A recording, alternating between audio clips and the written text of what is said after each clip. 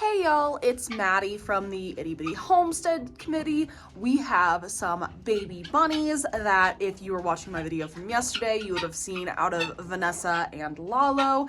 And we just got a lot of stuff going on at the farm today, but I figured we can sit down and talk about what to do with new babies, what we should be looking for, and just some general this and that and whatnot. So let's hop into it. So in case you weren't aware of yesterday's video, we have some new babies here on the homestead. Vanessa had 7 in all, but we did lose the runt yesterday, which happens sometimes. But the 6 she has left are doing absolutely fantastic. They're already getting milk. They have almost doubled in size since being born. They are absolutely chunky, but they are doing very, very well.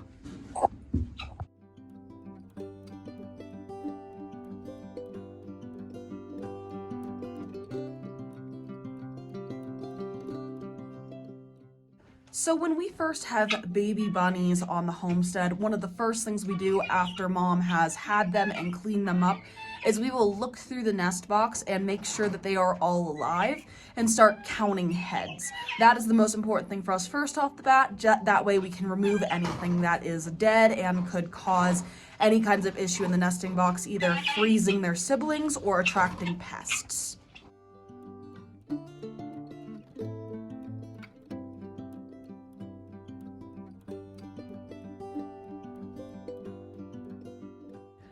After the first initial day of us checking, we will get into the nesting box at least 2 times a day, again to check to make sure that everyone is alive and doing well. But on top of that, we will start making sure that the kits have nice, round, full bellies. Moms normally nurse at the very beginning of the day and then at the very end of the day as the sun rises and falls. So you should see full bellies in congruity with this happening.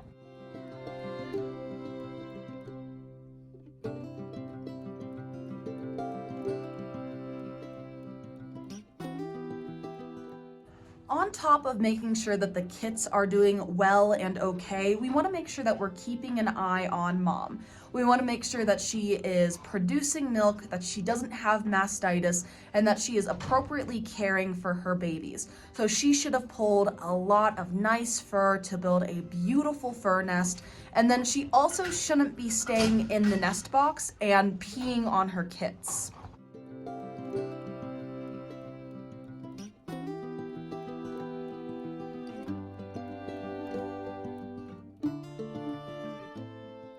Does that sit in the nest box can cause you a lot of problems. They can cause the bacteria to rise in a nest box, causing problems like nest box eye.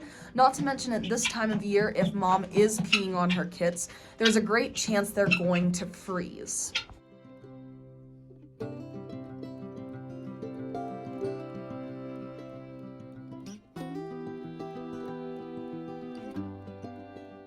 Sometimes moms can be trained out of this, but if you do notice your doe is sitting in her box too often and the babies are getting cold and damp, you might want to bring them inside and shelf them during the day and night and only allow mom to feed 2 times a day. With that being said, that's not the most positive experience for anyone involved. So if you can keep mom out of the nest, that is a good option. And some breeders do this by controlling nest box sizes, meaning that the nest box is barely large enough to fit mom in there while she's nursing her kids.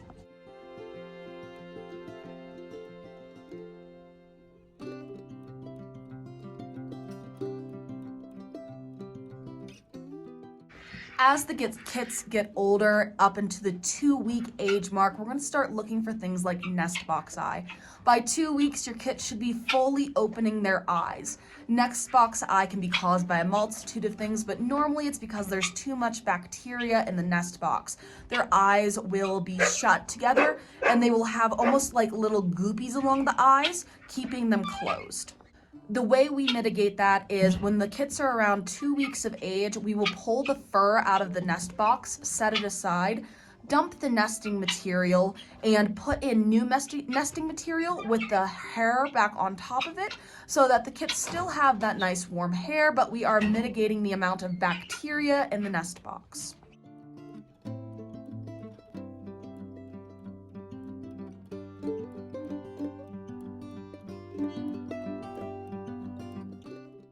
For treatment of nest box eye, normally what we will do is we will take a warm, damp cloth. We will place it on the eye so that the boogies get nice and moist and are easy to open again, but we do not force the eyelid open. Normally that's enough to make it to where it doesn't happen again, but if it continues to happen, then we will also put an eye ointment on the eye and continue to treat it until it's no longer a problem.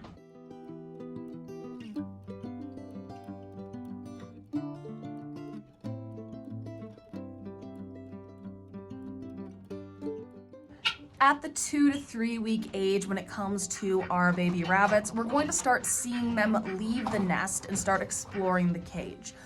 During this time of year, we'll set the nest box on its side so that the kits can get in and out as they please, and they still have access to the warmth that is the nest box.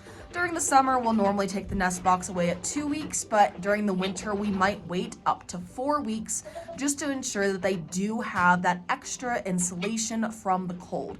We normally get around -20 around here, and that's just a little chilly for babies that have trouble regulating their body temperature during the night.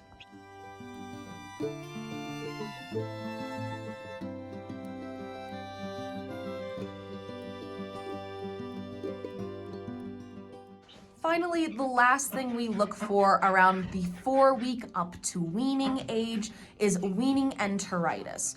So when babies are starting to transfer from their mother's milk onto a pellet, hay, solid diet, we want to make sure that they're making that transfer easy. And you'll see that some kits get bloat, GI stasis, or diarrhea. The only thing you can really do for this is to monitor and see if there are any symptoms, as well as offering hay to mitigate the risk. If you do start seeing symptoms such as bloat or GI stasis, you can get the little infant gas drops to help with that, and those are a lifesaver when it comes to rabbits both young and old. But again, as your kits get older, you're going to want to watch them and try to mitigate any of those problems that they have.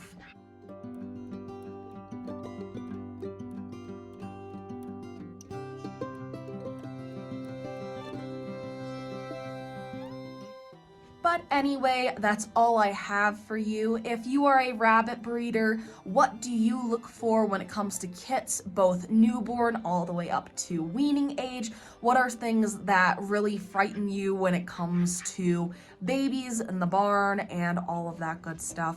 So anyway, that's all I have for y'all. Thank y'all for watching, and I'll see y'all in the next one. Bye.